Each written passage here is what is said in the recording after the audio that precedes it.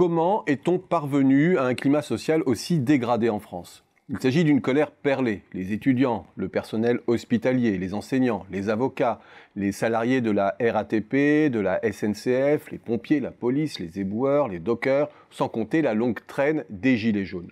Tout se passe comme s'il n'y avait plus personne de satisfait en France. Mais tout se passe aussi comme si chacun poursuivait sa cause catégorielle, sans véritable convergence des luttes, faisant écho au diagnostic d'une atomisation du corps social. Le gouvernement se trouve ainsi confronté à une guérilla sociale contre laquelle il s'use. Comment en est-on arrivé là? Qu'est-ce que Macron a loupé dans sa politique sociale?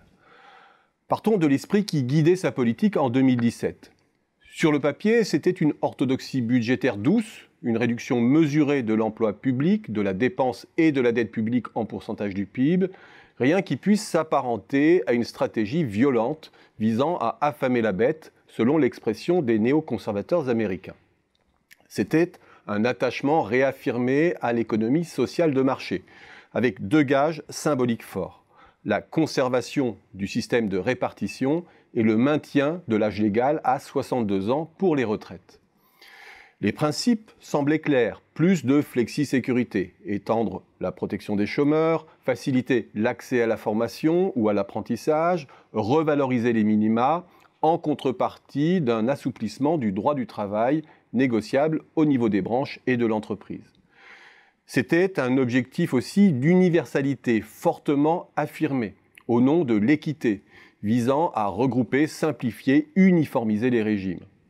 Assurance chômage universelle étendue aux indépendants et démissionnaires, retraite universelle, regroupement des minima, système de formation mieux coordonné et fléché vers les moins qualifiés. En matière d'équité fiscale et de redistribution, enfin, c'était un donnant-donnant, moins d'impôts sur le patrimoine et le revenu du capital pour les premiers de cordée, et le marqueur fort de la suppression de la taxe d'habitation pour 80% des contribuables, avec la classe moyenne en cœur de cible. Un allègement aussi des prélèvements de ceux qui travaillent, et son report sur les baby-boomers retraités, rentiers des 30 glorieuses. Sur le papier, donc, un dosage équilibré et une confiance dans le fait que le Gaulois réfractaire, enfant gâté de la protection sociale, avait enfin ouvert les yeux sur le fait que certains ajustements étaient nécessaires en phase avec le reste du monde. La politique Macron pariait sur un corps social mou. Venons-en maintenant à la réalisation. Premier constat: la vitrine des grands principes universalistes a dissimulé un tour de vis budgétaire. Du système universel de chômage ne reste que le nom et surtout des économies sur le dos des chômeurs. Après réforme, le système demeure à plusieurs vitesses, limitant drastiquement la création de droits pour les démissionnaires et les indépendants, et réduisant ceux des salariés instables. Idem pour les APL, réforme reportée, mais qui, derrière l'affichage technique, permet d'économiser 1,2 milliard en année pleine.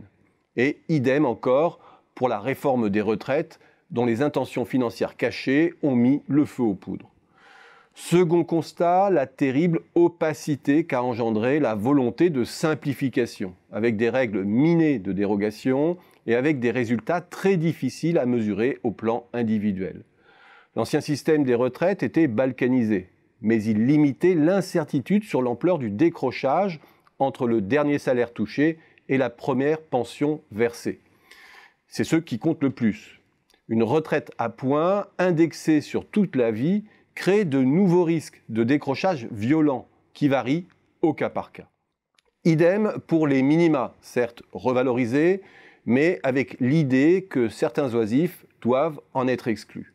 En fait, la machine sociale de Macron, qui se revendique universelle, par répartition, est une énorme machine à individualiser les droits, comme une assurance privée en sorte, sans en porter le nom. Son opacité, ses économies mal assumées, créant une véritable paranoïa sur le fait que le seul véritable motif de la réforme est de récupérer l'argent de dingue. Ajoutons à cela la politique fiscale. Là encore, derrière l'équilibre affiché, perle une multitude de petits ajustements essaimés qui reprennent d'une main ce qui a été concédé de l'autre aux classes moyennes. même illisibilité et même soupçon de distorsion cachée en faveur des plus riches. Tout cela participe à la défiance perlée dont je parlais en entrée. Mais la grosse erreur de Macron, c'est sa perception du corps social assagi, qui passe totalement à côté du rejet des excès de la financiarisation des économies après 2008. Manque de moyens, dégradation des conditions de travail, la crise a laissé une longue traîne qui va bien au-delà de la question salariale. Et tout effort est perçu aujourd'hui comme la facture exigée aux citoyens pour sauvegarder coûte que coûte la rente financière phénoménale au profit d'une minorité. Macron, décalé de la réalité, a misé sur un corps social docile, alors que le rejet du système n'a jamais été aussi violent.